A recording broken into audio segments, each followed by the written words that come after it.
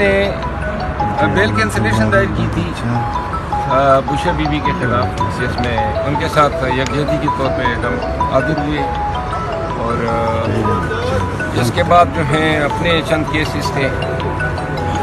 لیکن یہ ہے کہ کل سے یہ دیکھ رہے ہیں کہ کچھ حضرات جو ہیں وہ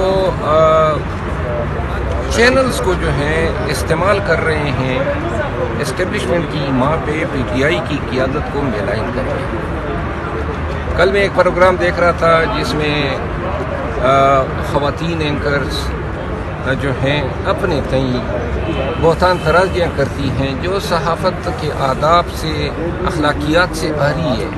یعنی کہ آپ نے صرف پی ٹی آئی کو ہی دیکھا ہوا ہے، اور یہ اعتراضات جو افراد پہ ہو رہے ہیں وہ اسٹیبلشمنٹ کی ماں پہ ہو رہے ہیں، تاکہ ان لوگوں کی کریڈیبلٹی جو ہے پی ٹی آئی کے ورکرز کی نظروں میں جو ہے گٹھائی جا سکے. اس کی شدید مذمت کرتا ہوں، اور یہ بھی دیکھ رہے ہیں کہ ان خواتین کو جو ہے ایکسپلین کرنا پڑے گا. دوسرا، کل میں نے ڈی آئی جی آپریشن جو ہے یہ وہ ویڈیو کل آئی سرفیس، جو میرا خیال ہے کہ 22 نومبر کو ہم نے ریکارڈ کی تھی یا 21 کو. ڈی آئی جی آپریشن کے خلاف میں نے ایک بیان دیا تھا اسمبلی میں، اور اس میں کچھ ایسے جملے تھے جو میرا خیال ہے کہ معیوب تھے، اور مجھے نہیں کہنے چاہیے تھے، کیونکہ بعد میں مجھے پتہ چلا جن حلقوں میں یہ اضلاع میں ڈی پی او رہا ہے، پی ٹی آئی کے جو ایم این اے تھے وہ آئے، انہوں نے بتایا کہ جی یہ ان کا رویہ بڑا اپ ٹو دا مارک تھا ان کے ساتھ. اور بلکہ کسی نے بتایا بکر میں جب حمزہ وزیر اعلیٰ تھے تو یہ بکر میں ڈی پی او تھا، تو وہاں پریشر کے باوجود پی ٹی آئی کا امیدوار جیتا تھا. یعنی جو بھی تھا، لیکن میں پھر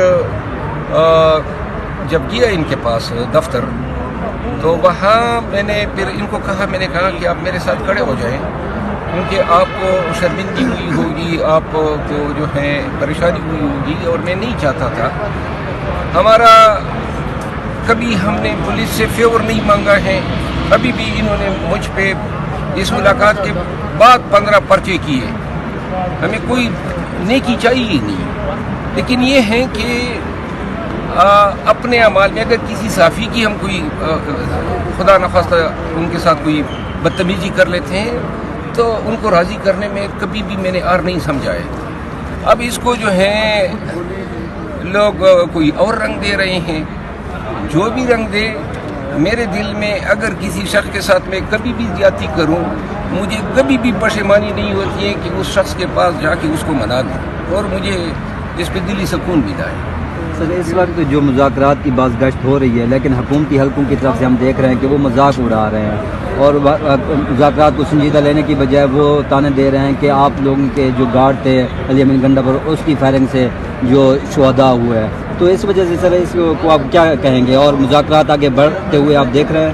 یہ تو اب ان کا دوسرا بیان آ گیا نا. پہلے تو انہوں نے کہا کہ کوئی فائرنگ ہی نہیں ہوئی ہے، اب فائرنگ ہمارے اپنے گارڈ کی ہو گئی ہے. آن ریکارڈ ہے، جب علی امین خان آ رہے تھے تو اس کے تمام گارڈ نے اپنا اسلحہ پولیس لائن میں جمع کیا تھا. میں ان کے ساتھ گاڑی میں تھا، اور انہوں نے کمیونیکیٹ کیا کہ جی ہم نے اپنا اسلحہ، اور اتنے ہزاروں کیمرے تھے. دن میں اس کا قافلہ جو ہے وہ اسلام آباد کی طرف روانہ ہوا، اور پھر دوسرا دن، پھر تیسرا دن، پھر اسلام آباد کے بیچ جب ان کا قافلہ چل رہا ہے، ہمارا قافلہ چل رہا ہے، تو آپ دیکھ لیں کوئی ایک گارڈ سے کوئی رائفل دکھا دے. سارے گارڈ غیر مسلح تھے. تو لہٰذا یہ بہتان ترازیاں کہ ہم نے اپنے گارڈ کو، ہم نے سنائپر بٹھا دیے، ہم نے اپنے ورکر کو مارا، ہم نے اپنا جلسہ منتشر کر دیا، اس میں کوئی لاجک، کوئی منطق کی بات ہی نہیں ہے.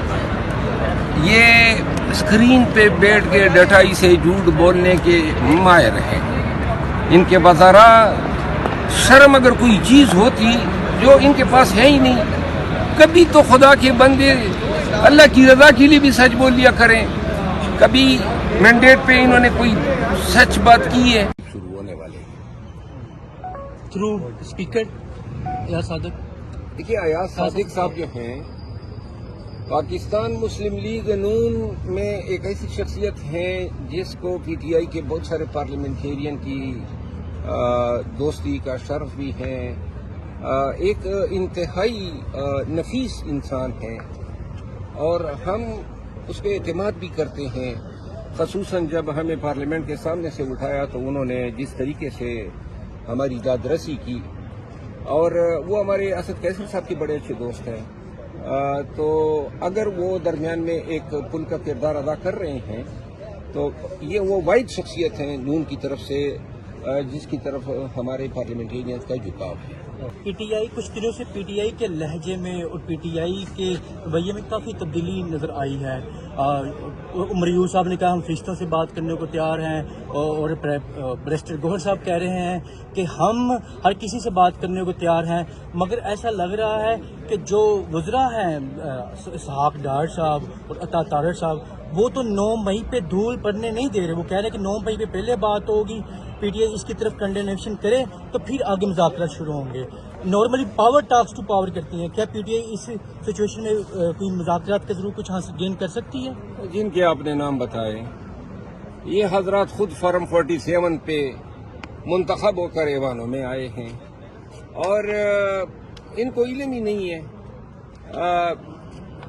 جو وزیر اطلاعات ہیں ان کو یہ سوچنا چاہیے، کل میں اس کو سن رہا تھا شاہ زیب خانزادہ کے ساتھ پروگرام میں تھا، تو ان کے لہجے میں کبھی بھی ہم نے بس وہی لگاتار رٹے ہوئے بیان 9 مئی 9 مئی 9 مئی، کوئی اور بات ہے ہی نہیں، نہ ان کے پاس کوئی دلیل ہے نہ کوئی منطق ہے۔ 9 مئی اور 9 مئی کے بعد سے آج تک کیا کیا انسانی حقوق کے ساتھ، عدلیہ کے ساتھ، پاکستان کے قوانین کے ساتھ، پاکستان کے عوام کے ساتھ؟